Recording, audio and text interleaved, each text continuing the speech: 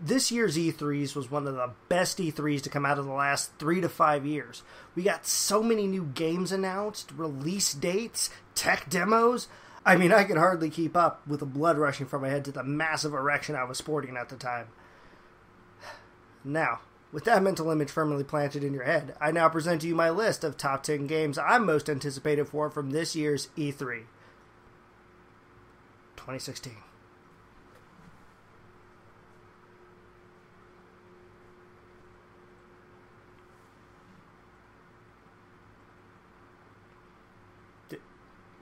Did you transition yet?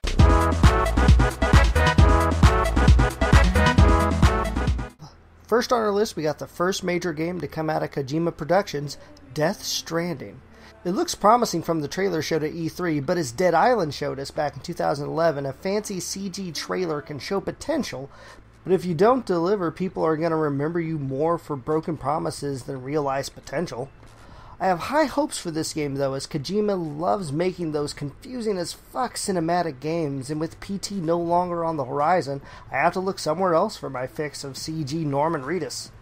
The reason it's sitting at number 10 is the mystery of what the actual game will be. Every little bit of the trailer is being examined and broken down, and everyone's trying to come up with an idea of what the fuck is going on, and that level of mystery combined with Kojima's track record gets my adrenaline going. I might be getting my hopes up with this one, but if anyone can pull a blockbuster out of a rabbit out of a hat made out of mystery and grit, it's Kojima.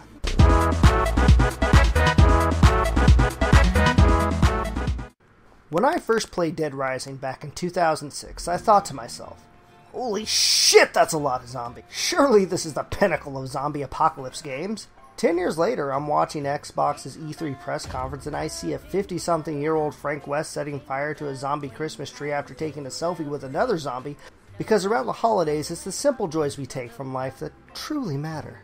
Initial impressions confirm this game to be the most Dead Rising thing to ever exist, and that's saying something. The tech demos shown on the game floor showed Frank frying zombies with an electric battle axe, firing dynamite from a crossbow, and putting on an exosuit that gave him the strength to just rip zombies in half with his bare hands. Dropping this holiday season, you can believe this game is a strong successor to the Dead Rising franchise. Plus, zombie selfies.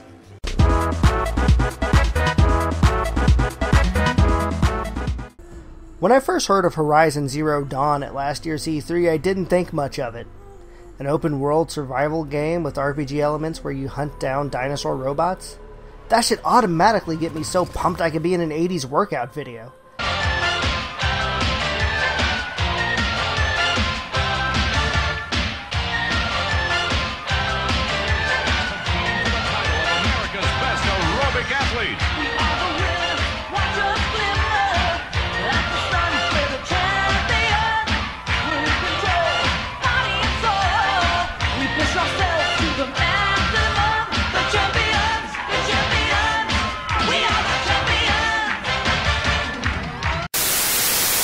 But for some reason it wasn't on my radar until they showed a tech demo this year at Sony's E3 press conference.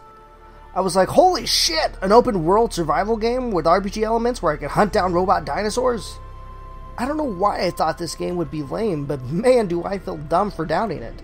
As a new IP from the developers of Killzone of all things, this post-apocalyptic machine hunting game is shaping up to be an incredible journey. It reminds me of a game I loved a few years ago, Enslaved Odyssey to the West, combined with Rise of the Tomb Raider, and that's more than enough to get my resource management boner going.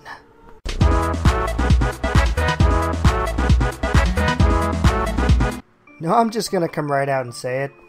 I love Paper Mario. Paper Mario is the best thing to come out of the Mario franchise since Mario 64.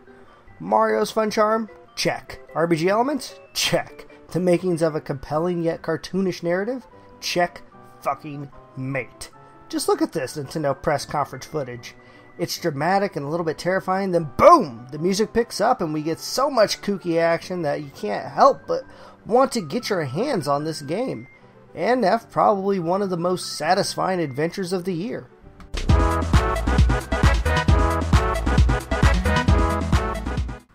God of War 4, or just God of War according to Sony, looks superb.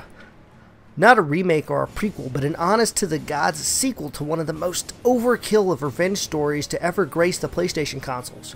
Kratos now has a most likely adopted/kidnapped son who he looks to be prepping to take his place, and now with the Greek god slain and the world recovering from chaos, Kratos needs some new deific beans to stick his murder boner in. And it looks like the dartboard they have down at Santa Monica Studios landed on good old Norse mythology. Valhalla better have an express lane because they're about to get a rush hour traffic jam that hasn't been seen since last season's Game of Thrones. At this rate, we can expect Kratos to be punching Jesus and the Apostles by 2020.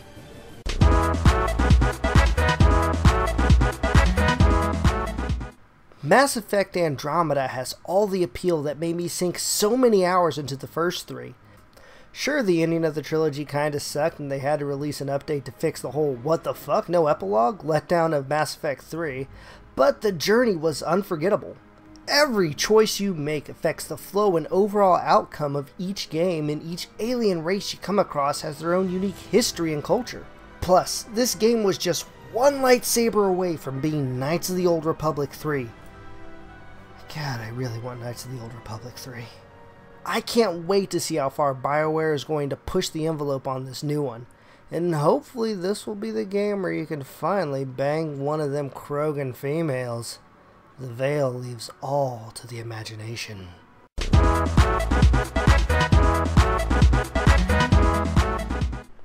You know what?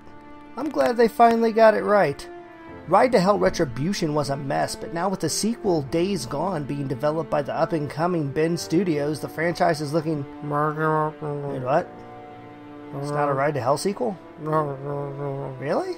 With the motorcycles and... Hold on. I'll be damned. Okay. Well, fuck, start over. Sons of Anarchy the game looks amazing, but... Bullshit. Fine, start over again. Where Dead Rising won me over with the number of zombies you faced off against and the sheer wackiness of how you could dispose of said zombies, Days Gone won my morbid curiosity with the Horde. Seeing a literal wave of zombies gush out of a boxcar in pursuit of the player, seeing them leap and crash through windows, having them rip apart barricades and tumble over each other just looked amazing and terrifying. This is a whole other class of zombie game that I can't wait to get my hands on.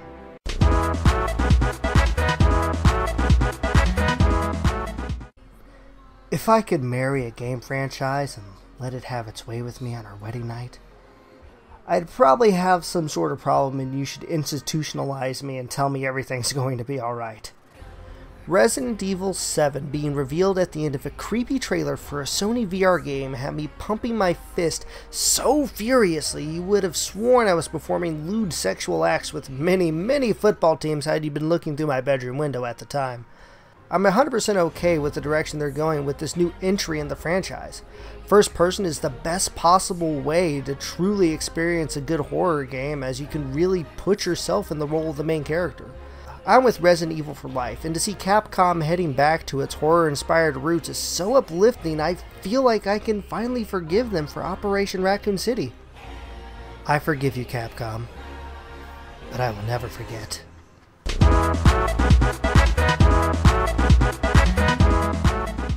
So from what I saw from Nintendo's E3 press conference comments section, a surprising number of people are boycotting the new Legend of Zelda game announced at this year's E3.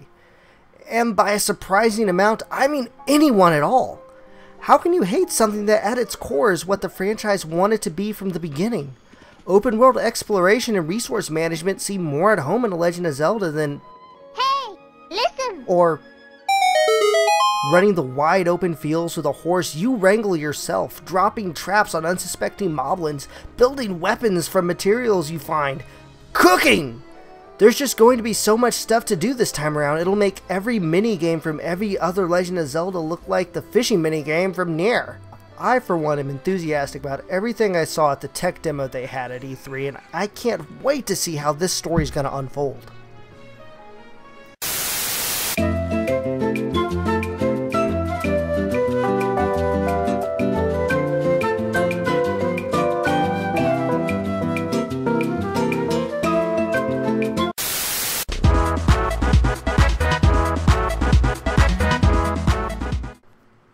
I just want to be clear that I stayed 100% partial when making this list. In no way did I let fandom or blind loyalty affect my decisions at all, and tried to stick with games that genuinely caught my curiosity and my unyielding interest. Now that that's out of the way, holy crap, it looks like we might actually get a good Spider-Man game, and only 12 years after Spider-Man 2. I just hope that Insomniac Games, makers of the ever-popular Ratchet & Clank series, can pull this off. And from the footage they showed showing off the new suit and the crazy acrobatic feats he's known for, it looks like we might finally get the Spider-Man game we need, and not the one we think we deserve. Wait, hold on, that's the wrong franchise. What about, with great Spider-Man games comes great responsibility. Nah, that doesn't feel quite right either.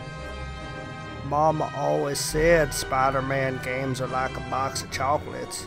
You get a lot of crap, but eventually you'll get something good. Yeah, pretty much sums that up.